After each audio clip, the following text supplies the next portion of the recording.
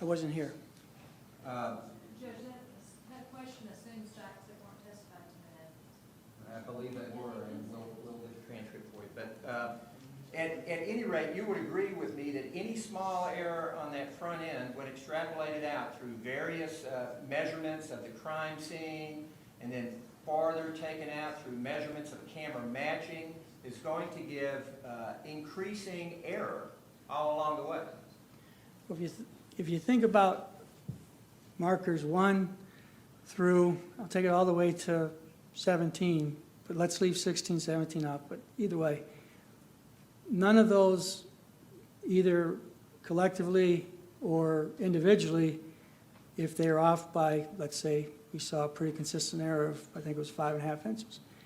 It doesn't change the overall thing. We were just trying to be as accurate as we could, and in doing so, we identified what we already discussed as an error, and we corrected for it.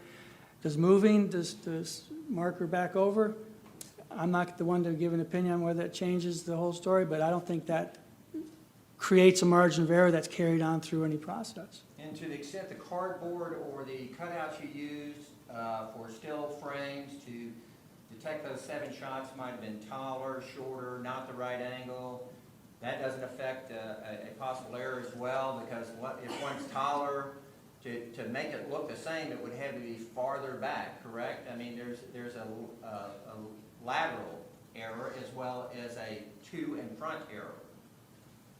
Yeah, the lateral error is much greater than a to and front error.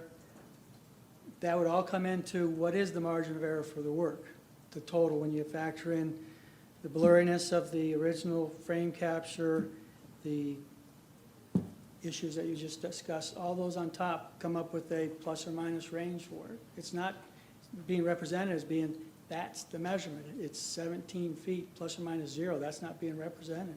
And what about the measurements you did and the timing you did? Do you have any data that tells you how far a taser door falls when a taser is fired from the position of firing? I have some, well, one of the, I didn't play it in the presentation, is a slow motion deployment of a taser. We fired a number of cartridges onto a paper mat so we could map out where the aphids landed and where the doors landed to get an idea, and then some other research. So did you come up with something? Is it affected by the wind, do you know? There are, can it be affected by the wind? Depends on the wind. I don't know what the threshold would be, the dynamics, the speed of the person. All I can say is that when you looked at the last video, when I said that fired, I heard, and that wasn't target. I did not target that to happen. That fell in place because I anchored the other 2 points, made the adjustment with the last taser movement, and that fell into place. And you had them running at a constant speed until the deployment, correct? Yeah, of course, nobody knows what their actual speeds were. Of course we don't know. That's No. why one of the reasons it could be misleading to the jury. Now, you also had depicted where the cartridge was changed in the path. The range, yes, sir. But we don't know that, do we? Well, there's a third taser warning in there, and my position was that you wouldn't be warning about a taser unless your taser was loaded. So I put the range of changing the cartridge from the end. I'm not going to change the cartridge, or you wouldn't figure the cartridge would be changed while it's still active. So the end of taser 1 became the beginning for the potential of a cartridge change to that warning. Like just a range saying. So that looks close. That looks about right. Unless he's changing his cartridge as he's yelling the warning, then that would extend the range. Okay? But we don't really know. That's the point, correct? No, we do not know. And would an ambulance passing over the aphids and taser doors perhaps change their resting position? That's one of the reasons why I showed that up front, is I hadn't seen anybody else bring that up. I looked into it. I found that. I wanted to make sure everybody's aware of it. So, in the end, the product you made is subject to errors of your own, correct? Sure. And any errors that might have been induced by the SLED investigation, correct? Not on the, no, I'll take exception with the scene markers. Anyone can go out there and duplicate what we did if you're gonna spend time on your hands and knees. The rocks are still there, the paint's wearing off a little bit, but you could find the same locations using the SLED photos and the measurements as your starting point, and then work your way down to our rock photos. That is out there, it's gonna stay out there until that road changes dramatically. But what you're telling us is that the SLED data that's been presented in this courtroom and testified to is incorrect and yours is correct. Based on my investigation and my work, there is an offset there. Court's adjourned. I think that's all, Your Honor. Thank you very much, and thank you, Mr. Wilkes. All right, you can step down while we talk. Thank you. Your Honor? All right, they hear what anyone has to say.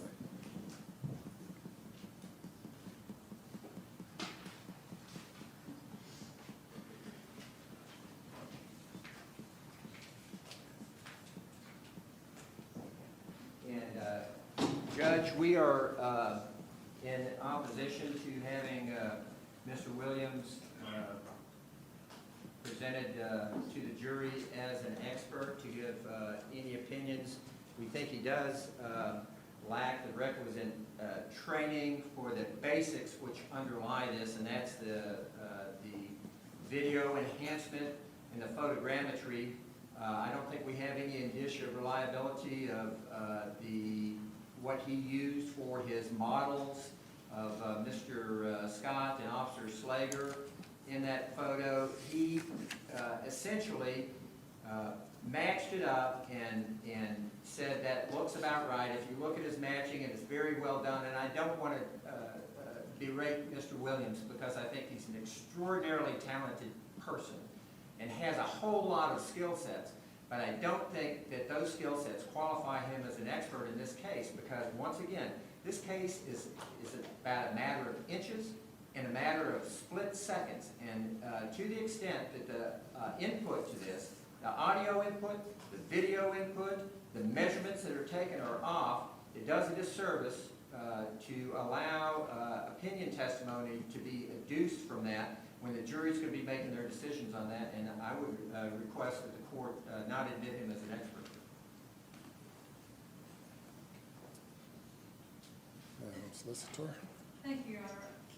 Again, I believe that what Mr. McCune is arguing goes to, as far as the product that has been produced by Mr. Williams, goes to the weight of it, not the admissibility. Mr. Williams has not stood here and said to you or anyone that these are exact, precise measurements, because in fact, the SLED testimony was that their measurements were approximations. The SLED agent, Mr. Brown, testified that he used a Hildy. He didn't remember whether he had to set it to the front, the middle, the back. He didn't remember exactly where he set the Hildy on the telephone poles. He acknowledged that his measurements were approximations. And so then what Mr. Williams did is what people with high levels of technical skills and with an extreme amount of common sense do. They took the photos that were taken by Mr. Brown, by Ms. Johnson, Agent Johnson, that were taken out there at the scene, marker in place, rocks in place, and found those rocks. And instead of using a Hildy, which depends on what size the person is, where they hold it, how high it is, they use a plumb bob to get the precise location of those rocks so that the measurements were more precise. It's not that what SLED presented was, I don't believe, inaccurate per se, because they presented it as an approximation. But what Mr. Williams found when using a plumb bob, instead of eyeballing it like the SLED agents did by holding the Hildy somewhere and pointing it to something on a telephone pole, he did it more precisely and came up with a better measurement. And anyone could do that if they had the patience, if they had the time, they could do it. Mr. Williams has testified that he has recreated hundreds of scenes. I take issue with the difference between a crime scene versus an accident scene, because in both situations, you're looking at evidence that's been documented and seeing how you can put things back together. And I think it's clear from his product that even lay people like us can see that it was well done and that it can be explained and documented for this jury and for this court as to its accuracy. Now, again, we're kind of blending issues, I think, but I think it's important to note that in Clark, which we cited in our memo, that the South Carolina Supreme Court held that demonstrations like this don't have to be exact in every detail, but that important elements must be identical or very similar to the scenes described in other testimony or evidence presented. And that's exactly what we have here. Yes, and Mr. Williams acknowledged in the dash cam video at the outset of his timeline, part of the Mercedes is cropped off because the software he used to create the timeline cropped it off. That's not an issue in this case. It's not a challenge or a dispute in this case. That issue, if they want to present that in front of the jury, goes to the weight of what Mr. Williams did, certainly not what the gist of his presentation is. Again, Your Honor, this reverse projection photogrammetry, it has a long fancy name. The photogrammetry's been around since the 1800s. What he did, you could see with your own eyes the overlay that he made and the matching that he made, and the approximate distances between the Slager, Officer Slager position and the positions of Mr. Scott. Again, a layperson, I believe, could go out, take a view of the crime scene, take a view of the poles, take a view of the trees, and give an approximate estimation. He's just done that in a little or a lot more detail. And if the defense wants to argue to the jury that this is so inaccurate that they can't rely on it, then they get to argue that. But as to the question of admissibility, all of the evidence that Mr. Williams relies on, I believe every piece of it has already been introduced in creating this timeline. He is presenting a summary of what happened. He is taking the evidence and testimony from SLED regarding the crime scene, their photographs. He's matching those things up, and he's stretching out a tape measure.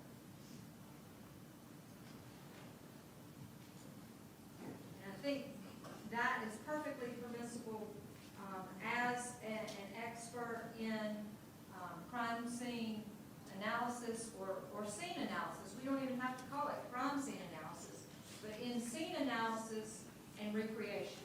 All of those things fall within that purview and should be allowed, and these attacks on Mr. Williams and his credibility are certainly fodder for the jury and are things that we are that we feel confident in that he can handle as far as addressing with the jury. And it's important to note, everything that you saw here, he said that he ran a filter on the audio, but he has a version that he can take that out if necessary, but there was no video enhancement in those presentations. He used the original Santana video, which has already been introduced in evidence. All right. The state originally offered this witness as an expert in the field of forensic video stabilization and enhancement and forensic scene analysis and recreation.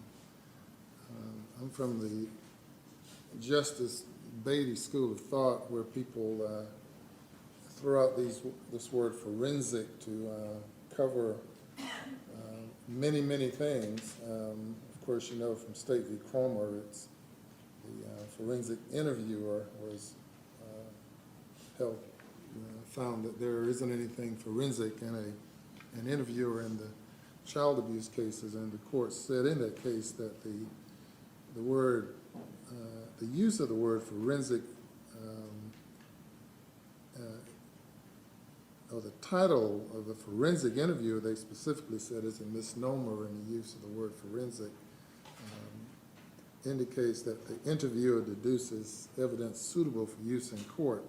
So the court is often troubled when the witnesses are given these titles, and it can mislead the court as well as mislead the jury. This witness, based on his, well, first, the subject matter is a matter that is subject to expert testimony, and wherein specialized knowledge can benefit the jury. And this witness has specialized knowledge in the field of computer use and technology. He has specialized knowledge in the field of scene analysis and recreation, and in syncing videos through his long-term training and experience in using computers.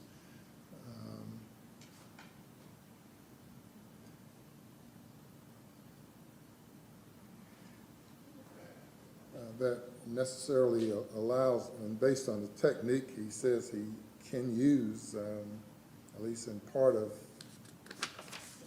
his testimony, the what did he say? Let me find it, the retro something.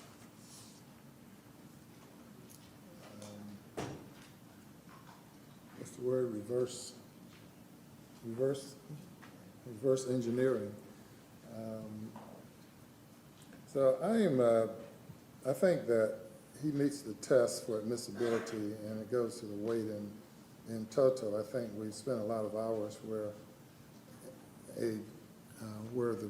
there's some degree of overreaching at the beginning or assumption, in which this court assumes nothing.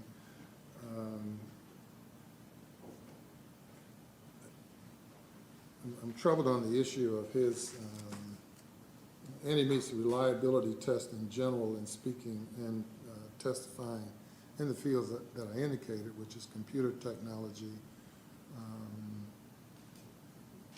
scene analysis and recreation,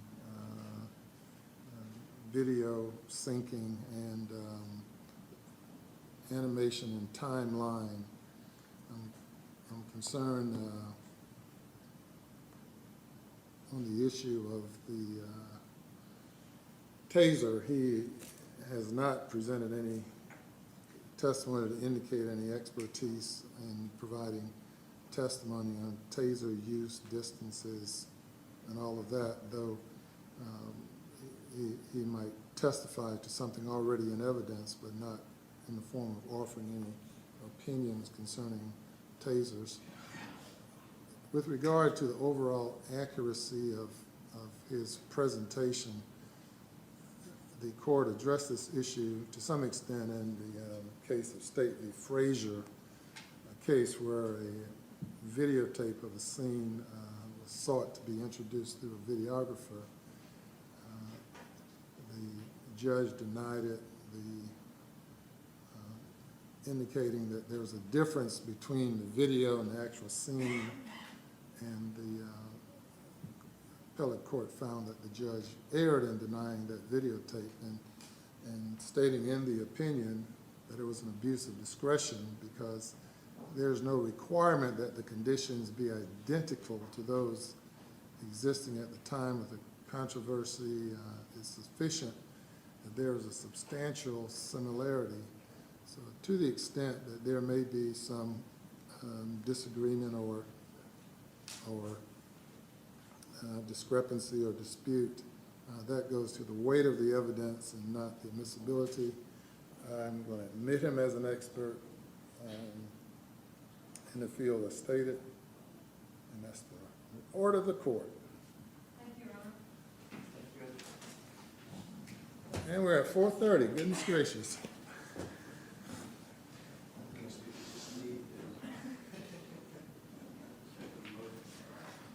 Ready to leave or what? Yes, sir, I think in light of your ruling, I've got to make some adjustments to the presentation. So. All right, well, let's bring the jury and cut them loose and we'll just leave. Bring them on. Oh, man.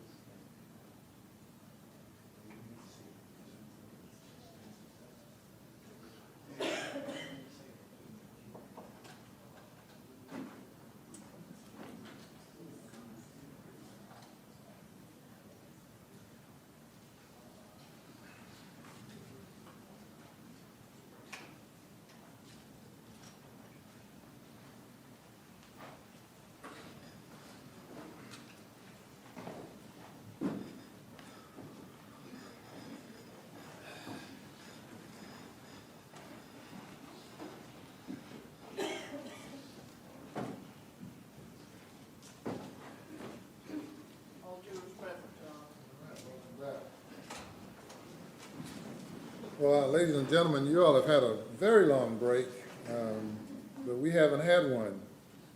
It's from time to time, as I explained to you at the outset there, from time to time we must take up matters outside of your presence, and you can't always put a time limit on things. Things have to work its course, and as it's worked its course today, is consumed most of the day. We're going to reward everyone by leaving and starting again fresh in the morning, hopefully. We have to do some additional things prior to being ready for you. But we'll be ready for you at 9 o'clock tomorrow morning. Thank you very much. Please do not discuss the case, and we'll see you later.